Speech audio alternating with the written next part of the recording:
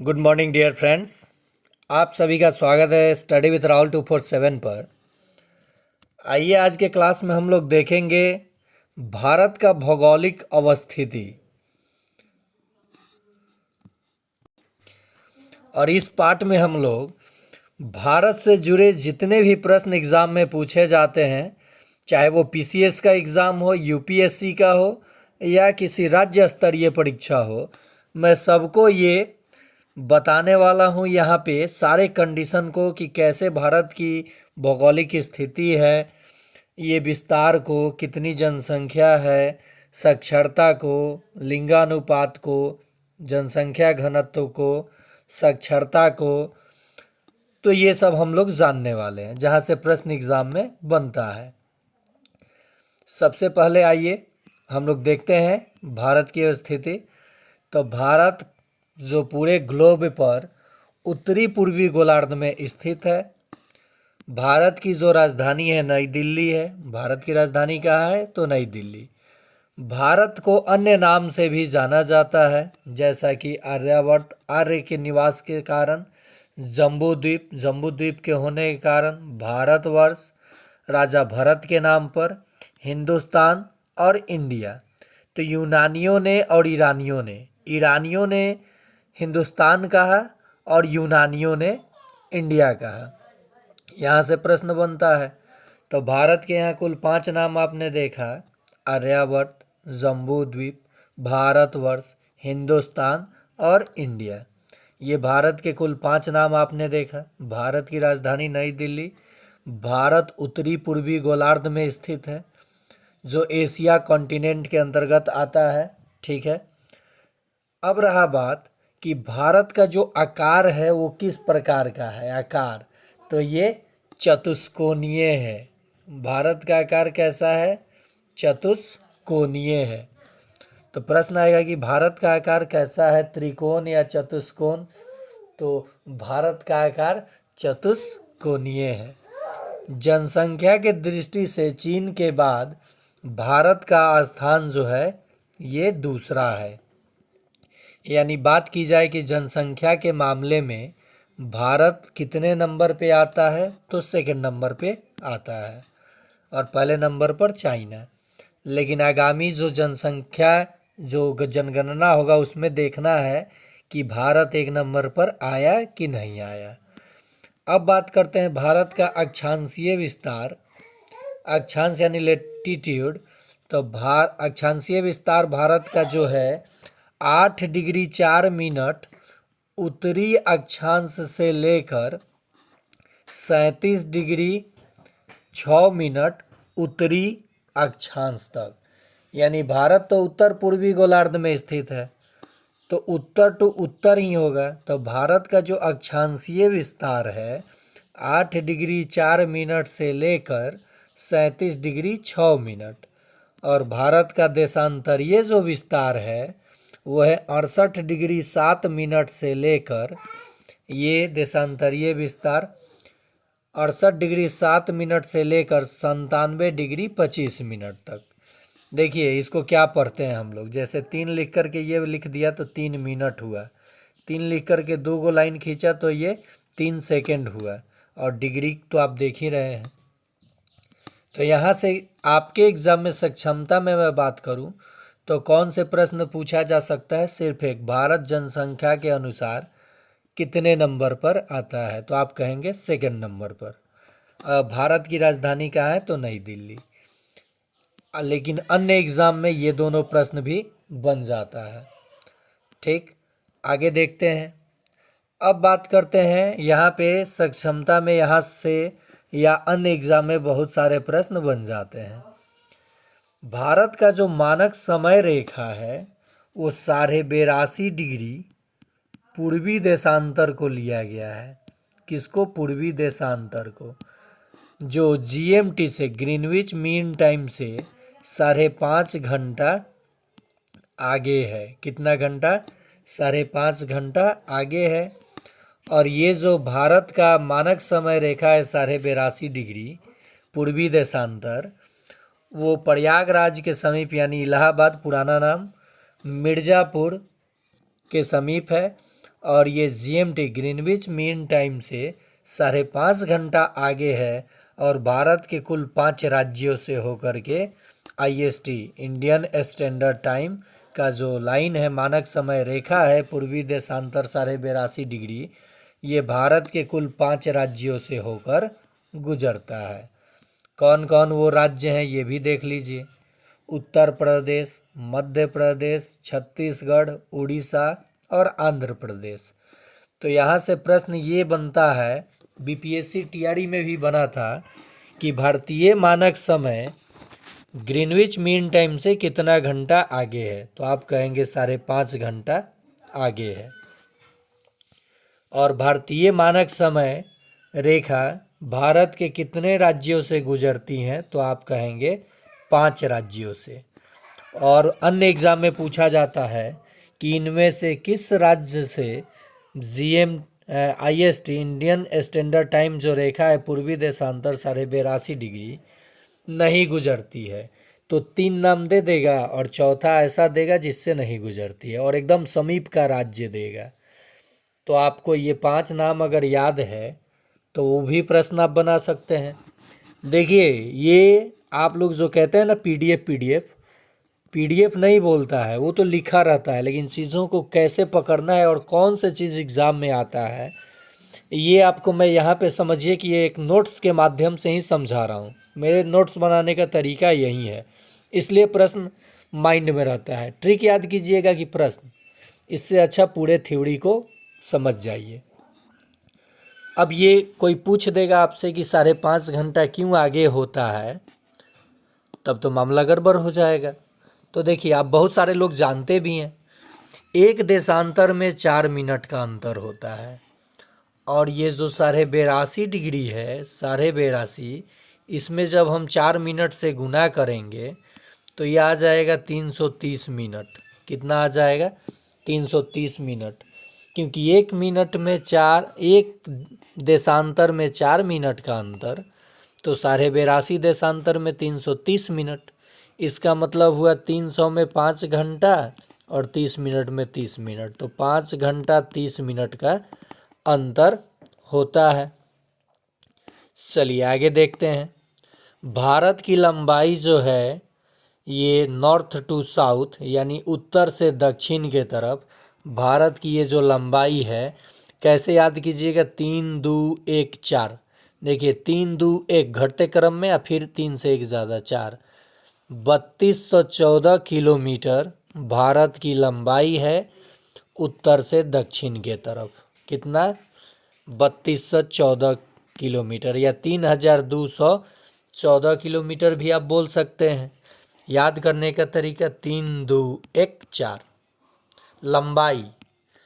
चौड़ाई की बात करें, पूरब से पश्चिम की ओर, ईस्ट टू वेस्ट, तो 29-33। कितना? 29-33 याद रखिएगा।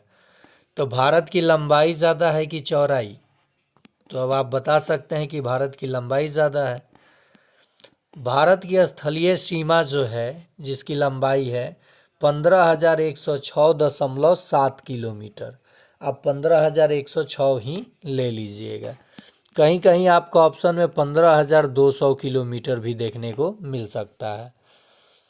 चलिए आगे बात करते हैं। जलीय सीमा की लंबाई कितनी है भारत की? तो 7516.6 किलोमीटर। कितनी है?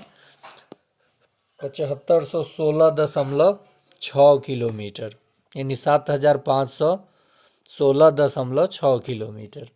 तो यहाँ से आपके एग्जाम में कौन कौन से प्रश्न मैच कर सकता है सक्षमता में? जीएमटी यानी भारतीय मानक समय जीएमटी से कितना आगे है? एक तो ये बन सकता है, कितने राज्यों से 82.5 डिग्री पूर्वी देशांतर गुजरती है भारतीय मानक समय रेखा? तो 5। और भारत की लंबाई और चौड़ाई की बात कर सकता है। ये दोनों आपके एग्ज़ाम में नहीं आएगा, ये पीसीएस जैसे एग्ज़ामों में पूछ लिया जाता है या अन्य कंपटीशन में। चलिए आगे बात करते हैं। भारत की जलवायु कैसी है? तो ये मानसूनी जलवायु है। अब यहाँ से देखिए, यहाँ से सारे के सारे प्रश्न बन सकते हैं, आप सब देखिए। चलिए, जो पूछे वो भी जो ना पूछे उसे भी नोट करते जाइए। और आप भी इसी तरीके से अपने कहीं कॉपी में लिख लीजिए। और वीडियो देख रहे हैं तो लाइक ज़रूर कीजिए।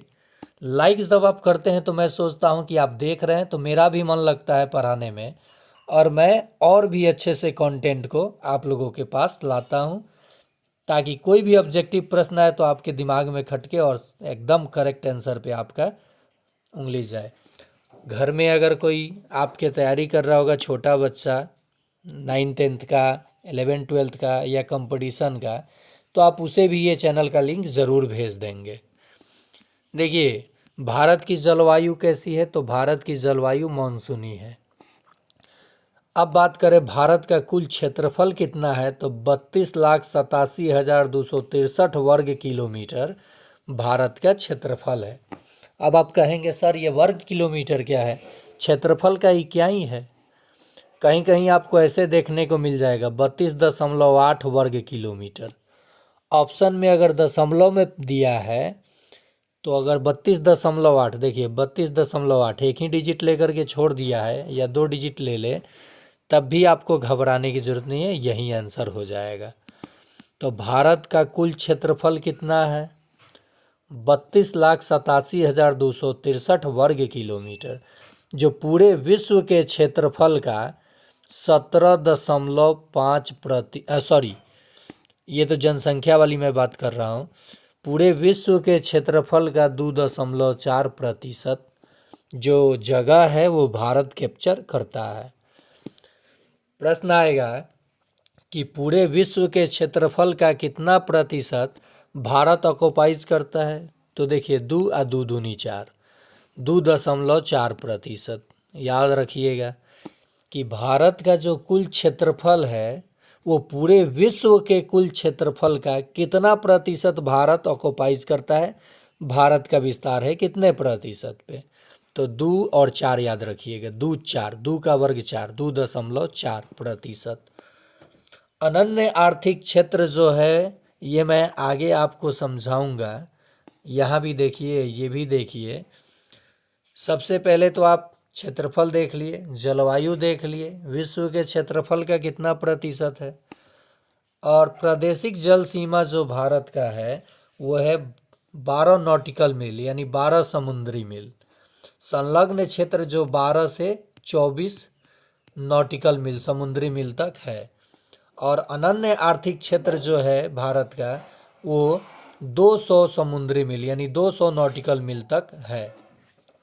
और बात करूं भारत की जनसंख्या की, ये जो मैं बता रहा था वहाँ पे, भारत की जो कुल जनसंख्या है 2011 के अनुसार मैं बात कर रहा हूँ, 121 करोड़ जो आप कहते हैं, अब तो बढ़ ही गया होगा। निश्चित सी बात है कि भारत की जो जनसंख्या का रेट है, जो बढ़ने का दर है, उसके अकॉर्डिंग कितना होगा आप समझ सकते हैं। और भारत का जो कुल जनसंख्या है 2011 के अनुसार वो है 1 करोड़ नहीं है, 1 करोड़ से भी ज़्यादा, 121 करोड़। इंटरनेशनल में देखो 3 अंक छोड़ करके डिजिट, 3 अंक छोड़ करके लगाया जाता है कॉमा, तो 121 करोड़ 85,854,977 लगभग आप मान लीजिए 2011 के अनुसार 121 करोड़ समथिंग। तो ये भारत की कुल जनसंख्या है, जो पूरे विश्व के जनसंख्या का 17.5%, पूरे विश्व के जनसंख्या के 17.5% लोग भारत में रहते हैं। क्षेत्रफल की बात करें तो 2.4% पूरे विश्व का, और जनसंख्या की बात करें तो 17.5%। तो यहाँ से आपने बहुत सारे प्रश्नों को जाना, बहुत सारी चीज़ों को आप समझे होंगे। आपसे रिक्वेस्ट है कि जब आप वीडियो देख रहे हैं तो लाइक कर दीजिए और एक प्यारा सा कमेंट कर दीजिए। चलिए आगे देखते हैं। आगे यहाँ पे बात कर लूँ मैं कि जो भारत का क्षेत्रफल है, क्षेत्रफल के अनुसार भारत का विश्व में कौन सा स्थान है, तो 7वां स्थान है। फिर से एक बार रिकॉल कर देता हूँ। भारत की जलवायु मानसूनी है, भारत का क्षेत्रफल 32,87,263 वर्ग किलोमीटर है, जो पूरे विश्व का 2.4% क्षेत्रफल है। भारत की कुल जनसंख्या 121 करोड़ है, जो पूरे विश्व के जनसंख्या का 17.5% है। प्रादेशिक जल सीमा की लंबाई भारत की 12 समुद्री मील है। संलग्न क्षेत्र की लंबाई 24 समुद्री मील है। अनन्य आर्थिक क्षेत्र 200 समुद्री मील है। और क्षेत्रफल के अनुसार भारत का जो स्थान है वो 7वां है। आपके लिए एक प्रश्न कमेंट में कि क्षेत्रफल के दृष्टि से विश्व का सबसे बड़ा देश कौन सा है? विश्व का सबसे बड़ा देश कौन सा है? आपका ऑप्शन है रूस, ऑप्शन बी है अमेरिका, ऑप्शन सी है कनाडा और ऑप्शन डी है चीन। कमेंट में जवाब ज़रूर दीजिएगा कि क्षेत्रफल की दृष्टि से विश्व में सबसे बड़ा देश है, 1 नंबर प्रश्न मानकर। और 2 नंबर प्रश्न मानकर एक जवाब दीजिएगा कि क्षेत्रफल के जनसंख्या की दृष्टि से विश्व का सबसे बड़ा देश, 2 नंबर प्रश्न, और ऑप्शन उसी में है। तो कमेंट में जवाब ज़रूर दीजिएगा दोनों प्रश्नों का। और यहाँ पे आपने बहुत सारे प्रश्न को देखा। आगे बात करते हैं। देखिए, ये पीसीएस जो 71वीं एग्ज़ाम होगा बीपीएससी की, या फिर रेलवे का एग्ज़ाम बहुत सारे बच्चे देते हैं, बिहार पुलिस आ चुका है, सीटेट देते हैं, माने अपने अपना क्षेत्र सभी बच्चे अपने तरीके से तैयारी करते हैं। कहीं ना कहीं पैड कोर्स ले लेते हैं, कहीं ना कहीं फ़ी देते हैं, और करना भी चाहिए तैयारी, पैसा दीजिए तैयारी कीजिए, लेकिन वैसे चीज़ों को फ़िल्टर करके पढ़िए जो एग्ज़ाम में आता हो, ना कि दुनिया भर की बातें पढ़ लीजिए और पता चले कि एग्ज़ाम में कहाँ से आ गया। खैर, मैं ये नहीं कह रहा हूँ कि सिर्फ मैं ही अच्छा पढ़ा रहा हूँ या फिर मैं पढ़ाता हूँ ये प्रश्न एग्ज़ाम में देखने को मिल जाएगा, लेकिन यहाँ से प्रश्न किस तरह से पूछा जाता है मैं ये बताने की कोशिश कर रहा हूँ। और आप सभी अगर शिक्षक साथी मेरे चैनल पे ज़्यादा जुड़े हैं तो आपके घर में कोई ना कोई फैमिली में, रिलेशन में कहीं ना कहीं तैयारी कर ही रहे होंगे। तो आपसे एक रिक्वेस्ट है, हम्बल रिक्वेस्ट है कि आप चैनल को शेयर ज़रूर कीजिए। आपका छोटा भाई आप लोगों के साथ हमेशा खड़ा है, वो भी बिना किसी फ़ी के। सिर्फ एक लाइक आप दबाते हैं, वही मेरा फ़ी है। पुरुष जनसंख्या जो है, मैंने जनसंख्या की जो बात की 121 करोड़ समथिंग, उसमें पुरुष जनसंख्या जो है ये आपको दी गई है। पुरुष जनसंख्या 70,000 हो गया, ये 32 लाख, ये 62 करोड़। तो देखिए आपको कैसे याद रखना है, 62.3 करोड़ पुरुष जनसंख्या है और 58.7 करोड़ महिला जनसंख्या है। और एग्जैक्ट डाटा की बात करें, पीसीएस में एग्जैक्ट डाटा भी पूछ लेता है, तो 62,32,70,258 पुरुषों की जनसंख्या है कुल जनसंख्या का, और महिलाओं की जनसंख्या 58,75,84,719। ये याद करने की ज़रूरत नहीं है, आप यहाँ 6 देखें और अंत में 8 देखें।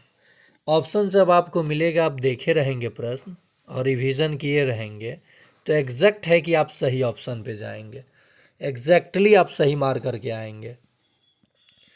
अब बात करें ग्रामीण जनसंख्या की, तो भारत के बारे में आप सभी को पता है कि भारत एक कृषि प्रधान देश है।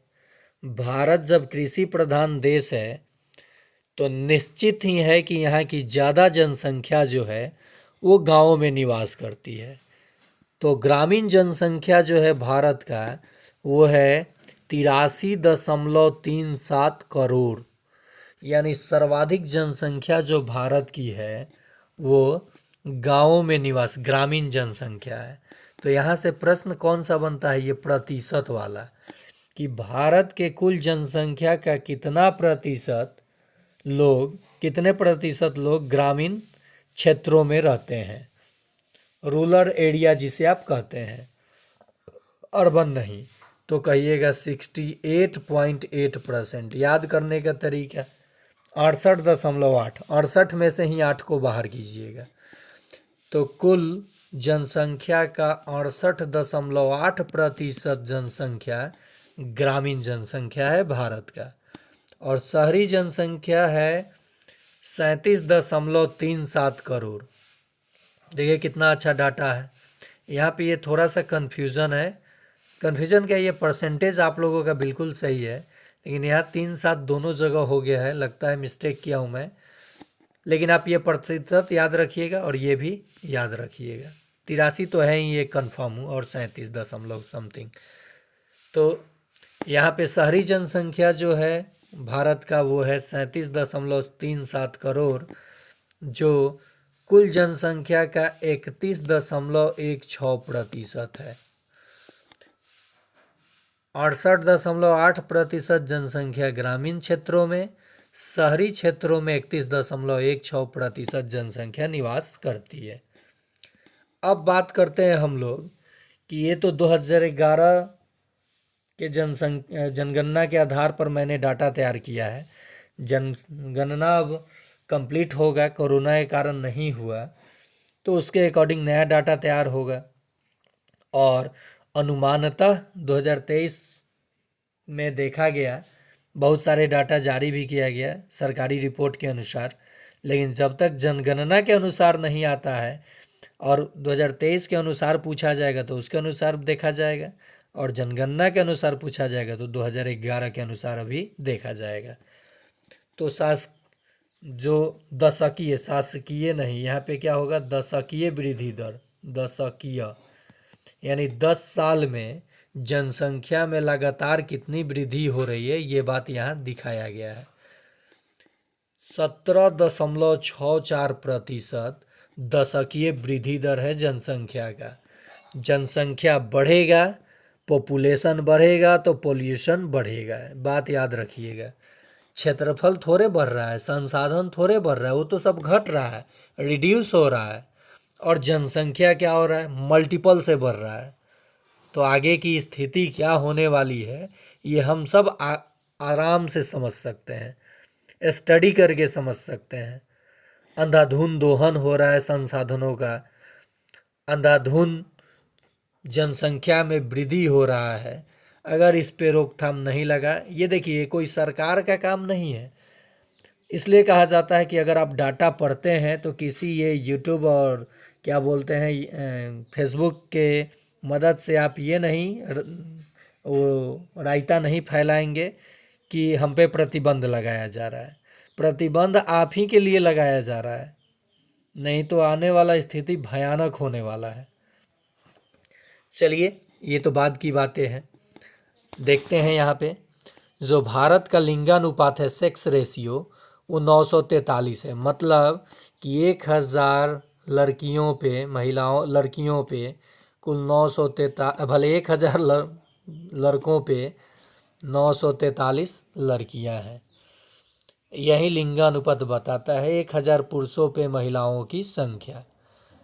तो यहाँ कितने लोग रह जाएंगे वंचित, शादी बिना नहीं पढ़ेंगे तो शादी से वंचित रह जाएंगे। इसलिए आप लोग पढ़ाई कीजिए, जॉब लीजिए, जॉब नहीं भी लीजिएगा तो शादी होगा, और मेन मुद्दा पढ़ाई का शादी ही नहीं है, ठीक है बुरा ना मानिएगा। 943 है लिंगानुपात भारत का, जो कि कम है। शिशु लिंगानुपात 918 है, ये तो और भी कम है। तो खैर शिशु लिंगानुपात कम हो या ना हो, ये बराबर हो जाए तो अच्छा होगा, 1 पे 1, नहीं तो बाद में दिक्कत होगा। तो यहाँ देखिए जो लिंगानुपात है भारत का 943, शिशु लिंगानुपात 918, और जनघनत्व यानी जनसंख्या घनत्व 382। भारत का जनसंख्या घनत्व कितना है, तो 382। ये इसलिए यहाँ पे मैं ज़्यादा टाइम दे रहा हूँ इस टॉपिक पे कि यहाँ से बहुत सारे प्रश्न बन सकते हैं। अब बात करते हैं भारत की लिटरेसी रेट की, यानी भारत की कुल साक्षरता कितनी है, तो 74.04। ये भी याद आराम से हो जाएगा, 74 यानी 74.04%, जिसमें पुरुष साक्षरता काफ़ी अधिक है 82.14%, और महिला साक्षरता जो है ये कम है 65.46%।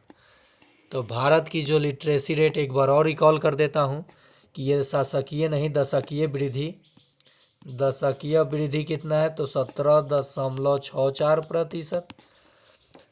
लिंगानुपात कितना है तो 943, शिशु लिंगानुपात तो 918, जनसंख्या घनत्व 382, कुल साक्षरता जो है भारत का 74.04%, पुरुष साक्षरता है 82.14%, महिला साक्षरता कम है 65.46%। चलिए आगे देखते हैं। अब आगे की बात है अनुसूचित जाति जनजाति, और देखते हैं आगे भी। तो अब थोड़ा सा यहाँ पे भारत में कुल कितने राज्य हैं तो 28 राज्य, कुल कितने केंद्र शासित प्रदेश हैं तो 8। यहाँ पे आप देख लिए अनुसूचित जाति की संख्या कितनी है भारत में, तो यहाँ देखिए 20,13,78,086, जो कुल जनसंख्या का 16.6% है, जिसे आप एससी कहते हैं। तो अनुसूचित जाति की का प्रतिशत मान भारत में कितना है कुल जनसंख्या का, तो 16.6%। और अनुसूचित जनजाति की संख्या 10,42,81,034, जो कुल जनसंख्या का 8.6% है। तो आप फिर से एक बार देख लीजिए, भारत में कुल 28 राज्य, 8 केंद्र शासित प्रदेश, अनुसूचित जाति का प्रतिशत मान 16.6, याद करने का आसान तरीका 16 के बाद फिर 6, अनुसूचित जनजाति 8.6% है। भारत को 2 बराबर भागों में उत्तरी और पूर्वी दक्षिणी गोलार्ध में बांटता है कर्क रेखा, जो 23.5 डिग्री उत्तरी अक्षांशीय रेखा को कहा जाता है, और ये भारत के 8 राज्यों से होकर गुजरता है। ये भी आप जान गए 8 राज्यों से गुजरता है। कौन कौन राज्य हैं?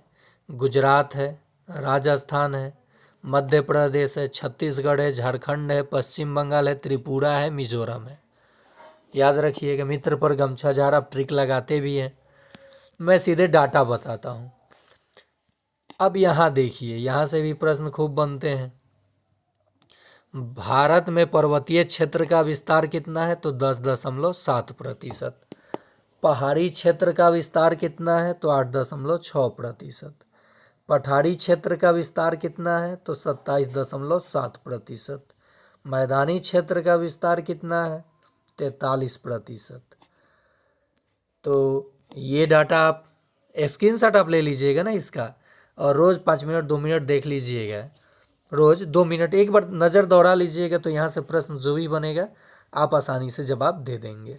इसी तरह से बिहार का भी मैं नोट तैयार करके, बिहार का तो पढ़ाया हूँ बहुत बार आपको, बिहार की भौतिक स्वरूप, भौगोलिक स्वरूप।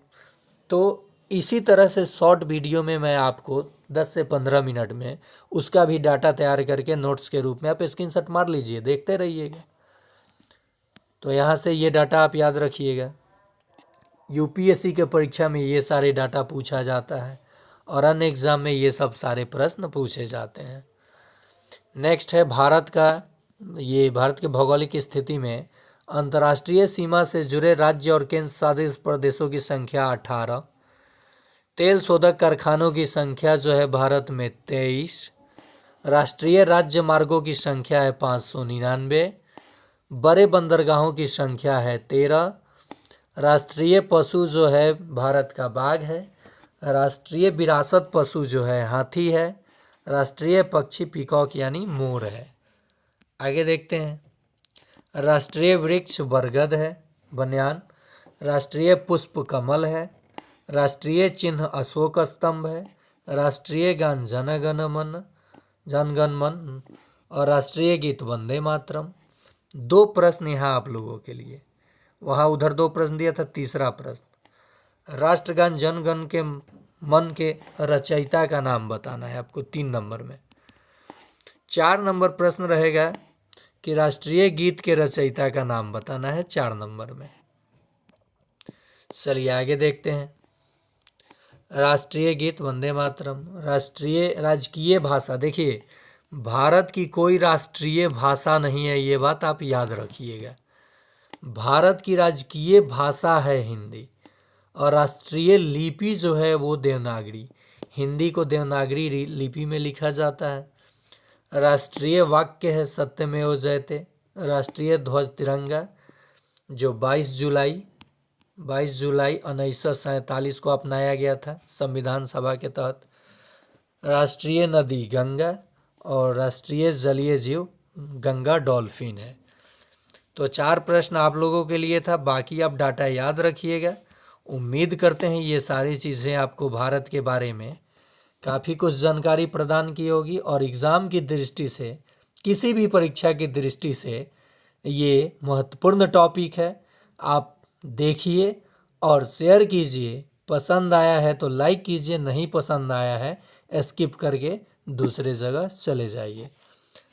और सक्षमता 1 और 2 के प्रश्न पत्र का हल पाना चाहते हैं तो इस वीडियो के डिस्क्रिप्शन में है, आप देख सकते हैं। प्लेलिस्ट का भी लिंक दे दिया हूँ, आप आराम से देखिए। सक्षमता 100% इस चैनल के माध्यम से मैं आपको पास करा दूंगा। केवल आप इस पे समय देंगे, रोज़ का 30 मिनट या 40 मिनट। समय नहीं देंगे तो मैं क्या कर सकता हूँ। तो ठीक है दोस्तों, आज के लिए इतना ही। फिर मिलते हैं अगले पार्ट में इसी जोश और उमंग के साथ।